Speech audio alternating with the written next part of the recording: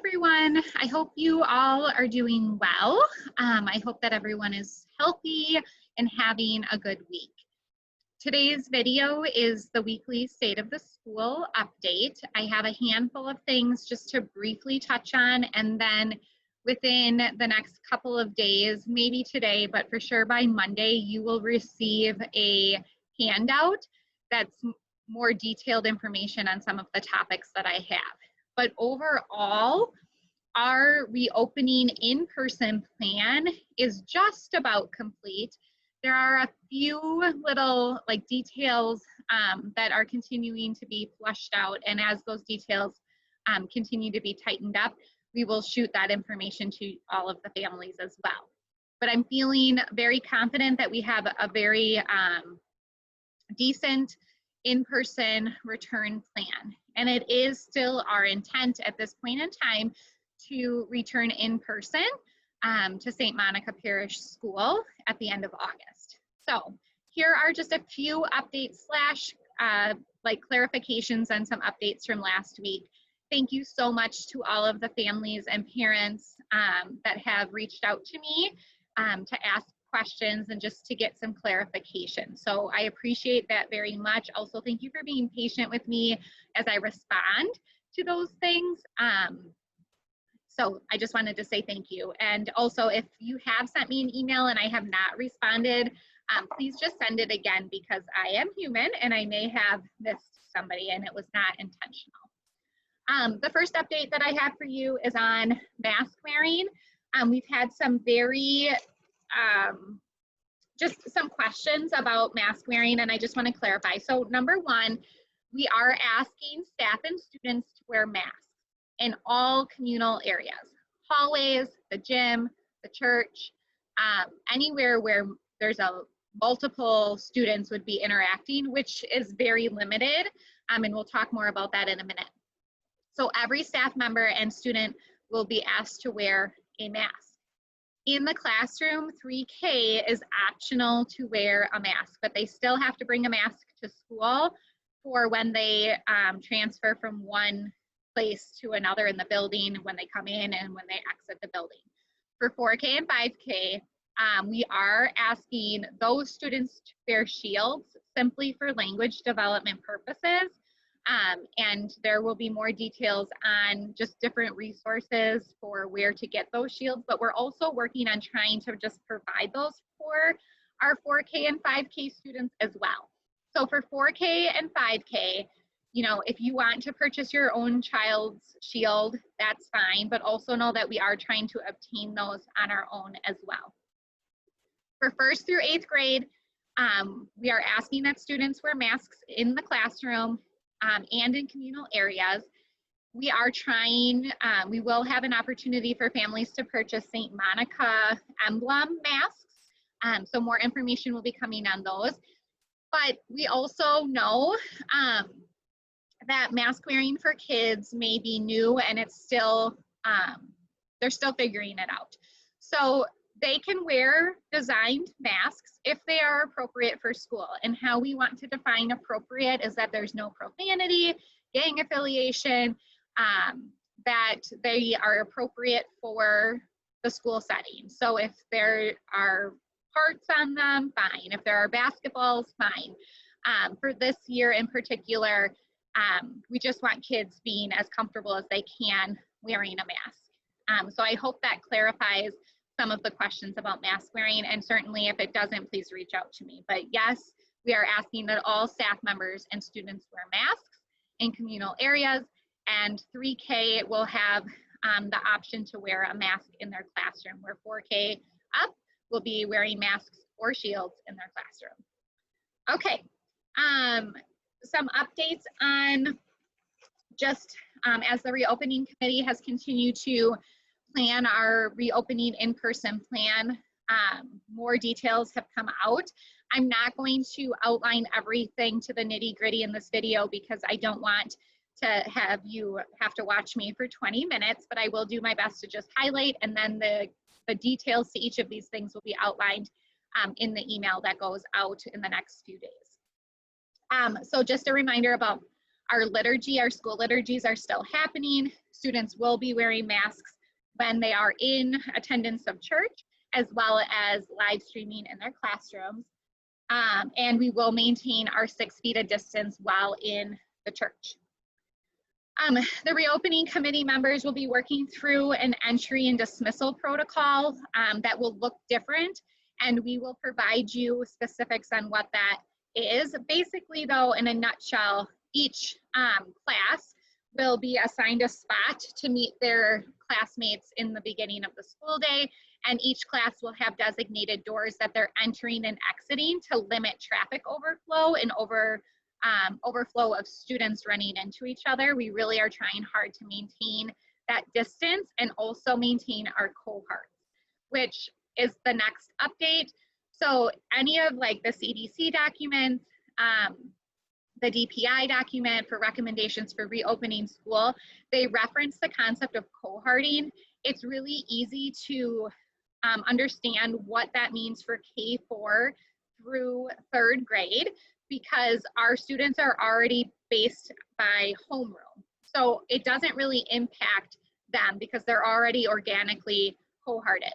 It does impact our 4th and 5th grade and our middle school. And so how we're cohorting those groups of kids and what it looks like is still being developed. And I'm hopeful that I'll be able to report out to those families that have kiddos in those grades what that means and what it will look like for instruction this year. So just know that cohorting is something that's happening.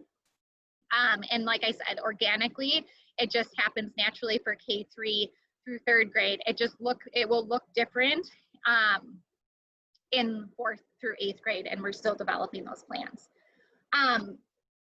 The document that you'll be receiving gives more detail on our student illness prevention, but things that we have put into place and are working on being put into place hopefully by the start of the school year, if not just a few weeks into it, are the following.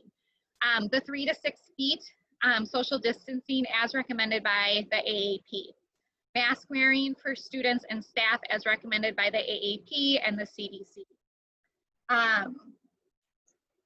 Symptom checker, so we're working through trying to identify an electronic portal for families to complete a symptom checker for their kids and for our staff to complete a symptom checker prior to school. At this time, we are still not going to take temperatures of every single student before they enter the building. However, they will get their, we're hoping that you will check their temperature at home as you're completing the symptom checker, because one of the symptoms on the symptom checker will be, does your child have a fever? And for you to check no on that, you're going to have to take their temperature. So at this time, we are not, we're still not going to temperature check every student as they enter the building. We're expecting that parents will as well. When we identify a platform for that, you will get more information on how to navigate it and what the expectation is for you. We will continue to encourage good hand washing. We're working on potentially installing wireless or touchless faucets in our bathrooms and making sure that we have all the appropriate materials needed, soap and paper towel in those bathrooms. So we're working on that. Every classroom will have hand sanitizer on the wall through a pump station for students to sanitize hourly. And then we will provide an opportunity for students to use the restroom on a schedule, as well as hand wash every 2 to 3 hours. Students will be, we're exploring the opportunity to have a hand washing station outside as well, accessible for students prior to re-entering the building after recess. We are installing air purification, portable air purification systems in all of the classrooms to help with air quality. We have decided to do an early release Friday. We are still trying to identify what time that early release will be, but anticipate more information next week on exactly, will it be 11:30 dismissal like our typical early release, or will it be a little bit later to ensure lunch can be provided prior to students going home. What this will look like though, are students will still be asked to do virtual learning in the afternoon. So it's not just up, I get to go home and play, but they will have some virtual responsibilities at that time. And again, the purpose for that is to provide extra time for deep cleaning for our maintenance team and planning time for our teachers. We will not be providing busing this year. So if that is a concern for you and your family, please reach out to me directly. We are also thinking through potentially having virtual learning in place 2 weeks before Christmas, and then again 2 weeks before Easter or our spring break vacation. The purpose of this is to give our families the opportunity, to our teachers the opportunity to self-quarantine if they plan on seeing elderly family members during the holiday season. And so we will make a final decision on if we will go virtual the 2 weeks before Christmas by October 31st. As a reminder, you received a notification that the Archdiocese of Milwaukee has determined that there will not be fall athletics for elementary students, and they plan on giving us an update on what winter athletics will look like by October 1st. More information will be provided to you about the cohorting situation as well. In addition to other items in the document that you will receive, you will also see what our illness response protocols are. So what the expectation is if your student becomes ill, what they need to do to be able to return to school, and what their academic expectations are in regards to live streaming into their classroom. One question that I did receive from multiple families is, will you ever consider having just a virtual option? There will be a survey that will be following the state of the school to gauge interest, and if that is something that we would want or should consider for families. What I want to just note is that if we were to offer a just virtual option for St. Monica Parish School, you would have to commit to being virtual for the school year. It would be too difficult to say, we'll start you on virtually in the beginning of the school year, and then you can come back into the classroom. We really strongly felt that it needs to kind of be this all or nothing. If you're going to be virtual, you be virtual. And if you're choosing to stay in school, you'll have a virtual option for you if you have a COVID-related illness. If you have other medical needs that would prevent you from participating in in-person learning, and your doctor can say that they would like your son or daughter to stay home and only participate in a virtual platform, we would consider that as a COVID-related reason to live stream into the classroom. So there will be more details outlined in regards to response to illness, how the school will respond to if a student becomes symptomatic at school, what the parent's responsibility is when we notify you that your child needs to be picked up from school. All of those details will be in the document. As always, if you have any questions or concerns in regards to our in-person reopening plan, please reach out to me via email or telephone, and I will do my very best to answer any of your questions or address your concerns. The plan for next week, the reopening committee will not be meeting next week.